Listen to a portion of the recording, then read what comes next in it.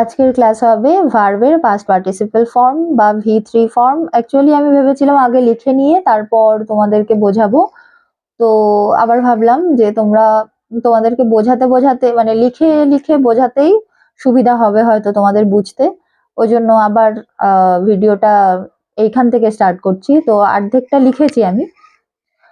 দেখো এখানে ভার্বের পাস্ট পার্টিসিপল নিয়ে কথা বলবো আজকে আমরা, ভার্বের পাস্ট পার্টিসিপল বা V3।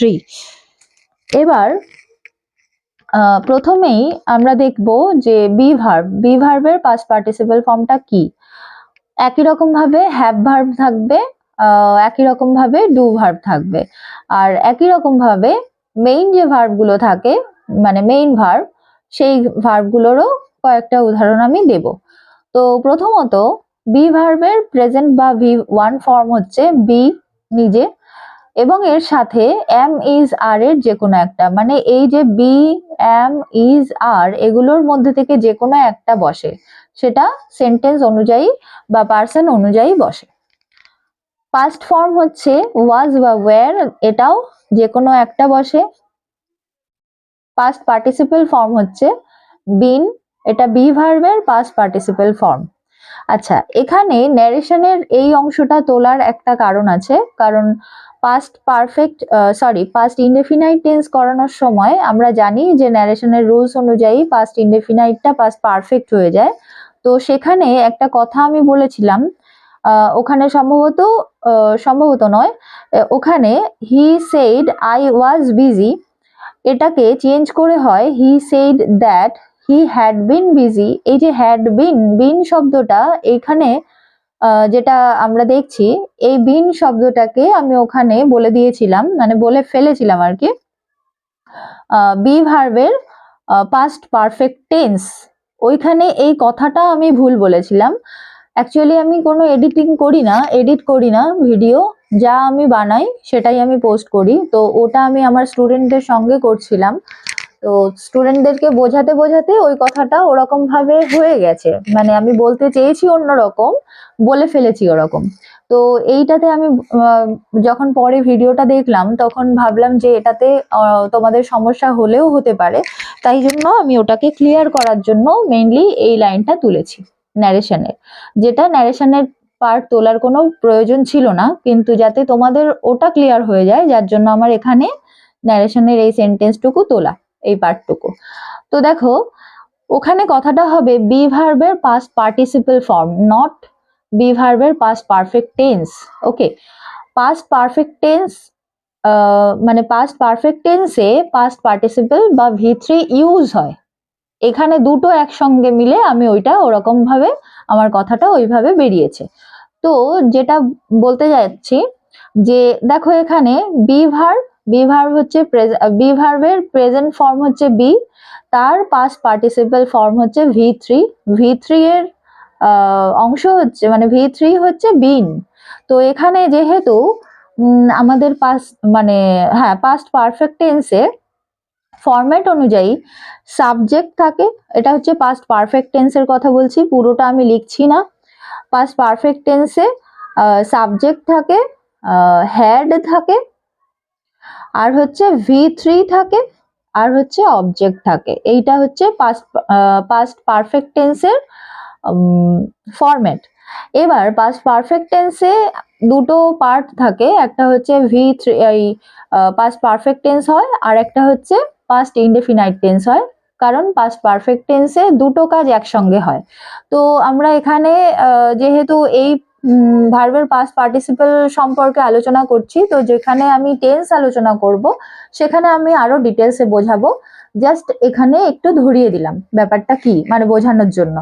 তো এইখানে দেখো পারফেক্ট টেন্সে পাস্ট পারফেক্ট টেন্সে হ্যাড আর V3 যুক্ত হচ্ছে, তাই দেখো হ্যাড আর V3, এই V3টা কিসের V3? ওয়াজটা দেখো পাস্ট ইনডেফিনাইট, পাস্ট ইনডেফিনাইটের মানে পাস্ট ইনডেফিনাইটের এটা হচ্ছে ওয়াজ, এর V3 ফরম্যাট হচ্ছে বিন। আরো ক্লিয়ার করে দিই,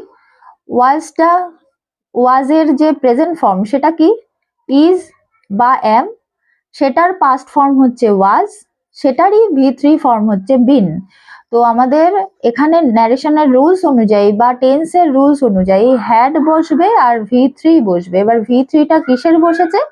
ওয়াজ এর V3। ওয়াজ মানে কি? বি ভার্বের V3 হচ্ছে বিন, সেই হিসেবে বিনটা বসেছে এখানে। ঠিক আছে, হ্যাড বিনটা V3 হিসেবে বসেছে। তো এইটা গেল হচ্ছে বি ভার্বের পোর্শনটা। এবার ডু ভার্বের পোর্শন। আচ্ছা, এবার বলে দিই, যদি এখানে কারোর কোনো বুঝতে অসুবিধা হয় অবশ্যই কমেন্টে জানাবে, আমি যথাসাধ্য চেষ্টা করব তোমাদেরকে বোঝানোর। ওকে, যে কোনো সাবজেক্ট যদি তোমরা ডিটেলসে বোঝো, বুঝে পড়ো, দেখবে এই যে পড়াটা যেটা একঘেয়েমি লাগে বা বোরিং লাগে, সেইটা আর লাগবে না, তখন ইন্টারেস্টিং হয়ে যাবে। সেটা যে কোনো সাবজেক্টই হতে পারে। তো ডু ভার্বের যেমন দেখো, ডু এটা হচ্ছে present form of do verb.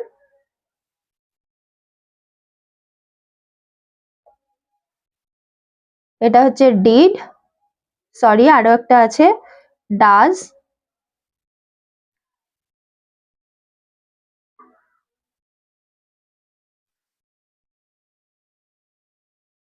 Does আর ডু হচ্ছে present form of do verb আর বা V1 এটাকে বলা হয়। ডিডটা কি? ডিডটা হচ্ছে past form of do verb বা V2 ফর্ম। আচ্ছা, ডানটা কি? এটা হচ্ছে পাস্ট পার্টিসিপল বা PP, পাস্ট পার্টিসিপল বা হচ্ছে V3। একই রকম ভাবে মেইন ভার্ব যেটা আছে সেটাও থাকবে। দেখো, মেইন ভার্ব বলতে যেমন যে কোনো একটা উদাহরণ নিয়ে নি, ধরো গো, ওয়েন্ট, গান। ওকে, আচ্ছা, ওয়াক,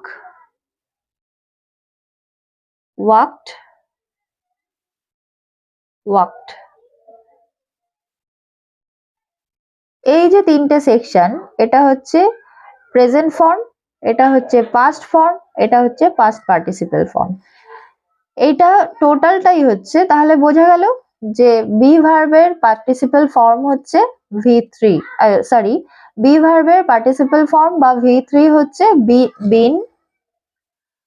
ডু ভার্বের পার্টিসিপল ফর্ম হচ্ছে ডান।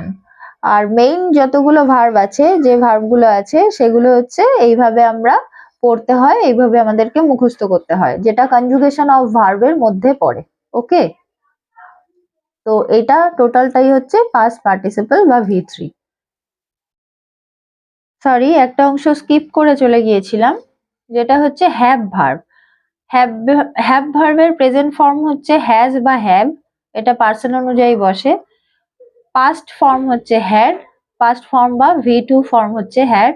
আর PP বা পাস্ট পার্টিসিপল বা V3 ফর্ম হচ্ছে হ্যাড। তাহলে দুটো হ্যাড, মানে পাস্ট ফর্মও হ্যাড আবার পাস্ট পার্টিসিপল ফর্মও হ্যাড, কিন্তু প্রেজেন্ট ফর্ম হচ্ছে হ্যাজ বা হ্যাভ। এই টোটালটাই তাহলে আমরা জেনে গেলাম এই ক্লাসে, যে বি ভার্ব, ডু ভার্ব আর হ্যাভ ভার্ব আর মেইন ভার্বের যে পার্টিসিপল ফর্ম হয়, মানে পাস্ট পার্টিসিপল ফর্ম হয়, সেগুলো কি সেটা আমরা জানলাম।